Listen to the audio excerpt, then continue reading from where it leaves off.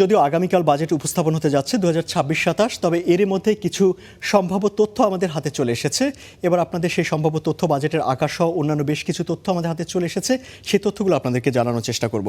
আমরা এখন পর্যন্ত যে বাজেটের তথ্য জানতে পেরেছি, তাতে এখন পর্যন্ত যে মূল বাজেট আসলে আকার মোটামুটি ঘোষণা হয়ে গেছে। এর আশেপাশেই হয়তো থাকবে। বাজেটের আকার ধরা হয়েছে 9,38,000 কোটি টাকা। অনেক বড় একটি বাজেট কিন্তু ঘোষণা করতে যাচ্ছে বর্তমান সরকার। এবার যদিও প্রথম বাজেট এবং বাংলাদেশের ইতিহাসে কিন্তু এটি 55তম বাজেট। স্বাধীনতার পর থেকে প্রায় কয়েক হাজার গুণ কিন্তু বাজেটের আকার বেড়েছে। এই যে সম্ভাব্য বাজেট, এই বাজেট কিন্তু মোট জিডিপির 13.73%, অর্থাৎ মোট জিডিপির আকারে কিন্তু এটি একটি বেশ বড় বাজেটই ধরা হচ্ছে। স্বাধীনতার শুরুতে যদিও খুব ছোট একটি বাজেট ছিল। আমরা যদি এখন হিসাব করি যে এখন কিন্তু বাংলাদেশের যে মোট জিডিপি রয়েছে, মোট জিডিপি কিন্তু 68 লাখ কোটি টাকা, অর্থাৎ বেশ বড় একটি জিডিপি কিন্তু এই মুহূর্তে আমাদের রয়েছে। এবং গত অর্থ বছরে কিন্তু এই জিডিপির আকারটা অনেকটা কম ছিল, 60 লাখ কোটি টাকা। আমরা এর পরের একটি তথ্য আপনাদেরকে জানাতে চাই। আমরা এরপরে যাচ্ছি যে জিডিপির প্রবৃদ্ধি আসলে কত পার্সেন্ট ধরা হয়েছে। জিডিপির প্রবৃদ্ধি কিন্তু এখন সম্ভাব্য একটি লক্ষ্যমাত্রা দিয়েছে আগামী বাজেটে। আগামীকাল হয়তো সেটা উপস্থাপন হতে পারে। আমাদের কাছে এখন পর্যন্ত যে তথ্য এসেছে তাতে 6.5% জিডিপির একটি লক্ষ্যমাত্রা আগামীকাল ঘোষণা হতে পারে। যদিও আন্তর্জাতিক যে সংস্থাগুলো রয়েছে, অর্থাৎ বিশ্বব্যাংক কিন্তু বলছে যে জিডিপির প্রবৃদ্ধি হতে পারে 4.6%, এবং আইএমএফ বলছে জিডিপির প্রবৃদ্ধি হতে পারে 4.3%। অর্থাৎ আইএমএফের সঙ্গে সরকারের যে ঘোষণা বরাবরই আমরা দেখেছি সেখানে একটি পার্থক্য থাকে, এবং এবার হয়তো সেই পার্থক্যটা বেশ বড় আকারেই লক্ষ্য করছি। যদিও 2025-26 অর্থ বছরে জিডিপির যে প্রবৃদ্ধির লক্ষ্যমাত্রা ঘোষণা করা হয়েছিল, সেখানে আমরা দেখেছি 5.5 কিন্তু জিডিপির লক্ষ্যমাত্রা নির্ধারণ করা হয়েছে। আমরা আয় ব্যয়ের একটি হিসাব আমাদের হাতে এসেছে সম্ভাব্য বাজেটে, সেখানে হয়তো বেশ কিছু তথ্য আমরা পেয়েছি। সেই তথ্যগুলো একটু জানার চেষ্টা করি। আমরা প্রথমেই বলেছি যে এবার বাজেটে কিন্তু যে মোট ব্যয়, অর্থাৎ মূল বাজেটের আকার ধরা হয়েছে 9,38,000 কোটি টাকা, যেখানে আয় আসতে পারে 6,95,000 কোটি টাকা। এই আয়টা কিন্তু পুরোটা অভ্যন্তরীণ উৎস এবং বৈদেশিক অনুদান থেকে কিংবা বৈদেশিক উৎস থেকেই মূলত আসবে। যেখানে মোট বাজেটের যে আয়টা এসেছে, অর্থাৎ 6,95,000 কোটি টাকা আয় হবে।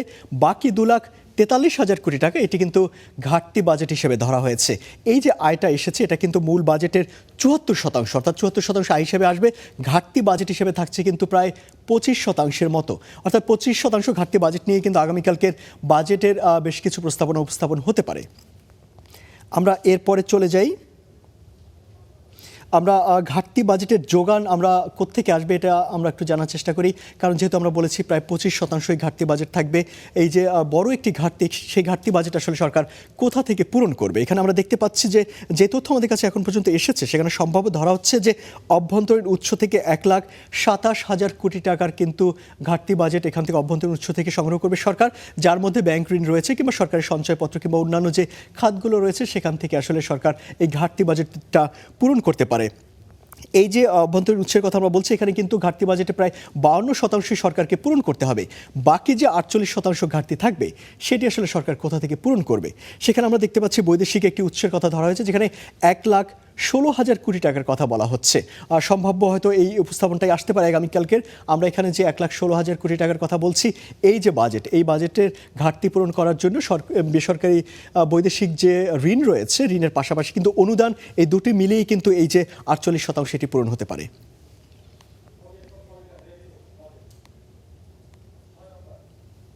আমরা এরপরে আরেকটি আমাদের তথ্য হাতে চলে এসেছে যে অভ্যন্তরীণ খাত থেকে যে আমরা বাজেটের অর্থায়নের কথা বলছিলাম, সেই অভ্যন্তরীণ খাতে আসলে কোন কোন খাত থেকে আসতে পারে। আমাদের মূল বাজেটের যে 6,38,000 কোটি টাকা, সেখানে এনবিআর থেকে কিন্তু আসতে পারে 6,04,000 কোটি টাকা, যা আসলে মূল যে বাজেটের অর্থায়ন সেখানের 87%, অর্থাৎ যে বাজেটের অর্থায়নটা হচ্ছে তার প্রায় 80% অধিকাংশই কিন্তু আসতেছে রাজস্ব আয় থেকে। তবে রাজস্ব যে এনবিআর থেকে যে অর্থায়ন হচ্ছে, এনবিআর এর বাইরে থেকেও কিন্তু বেশ কিছু অর্থায়ন আসবে, অর্থাৎ এনবিআর বহির্ভূত যে আয়, সেখান থেকে 25,000 কোটি টাকা আসবে, যা মূল বাজেটের যে অর্থায়ন হচ্ছে সেখানকার 4%। এছাড়া কর বহির্ভূত বেশ কিছু খাত থেকেও বাজেটে অর্থায়ন আসবে, সেখানে রয়েছে 66,000 কোটি টাকার লক্ষ্যমাত্রা ধরা হতে পারে। যেটি মূল বাজেটের অর্থায়নের প্রায় 9%। এই যে অভ্যন্তরীণ উৎসের বিভিন্ন খাত থেকে বাজেটের আকারগুলো ধরা হচ্ছে, সেগুলো কিন্তু আমরা এখানে আসলে বলার চেষ্টা করলাম। এগুলো আসলে সবই সম্ভাব্য। আমাদের কাছে এখন পর্যন্ত যে তথ্য এসেছে সেই তথ্য অনুযায়ী কিন্তু আমরা এখন পর্যন্ত এই তথ্যগুলো আপনাদের সঙ্গে আমরা জানালাম। যদিও এর কিছু পরিবর্তন হয়তো আসতে পারে, কিন্তু অধিকাংশই কিন্তু ইতোমধ্যে সরকারি বিভিন্ন দপ্তর কিংবা অর্থ মন্ত্রণালয় এবং এনবিআর সূত্র থেকে কিন্তু আমরা এই তথ্যগুলো পেয়েছি।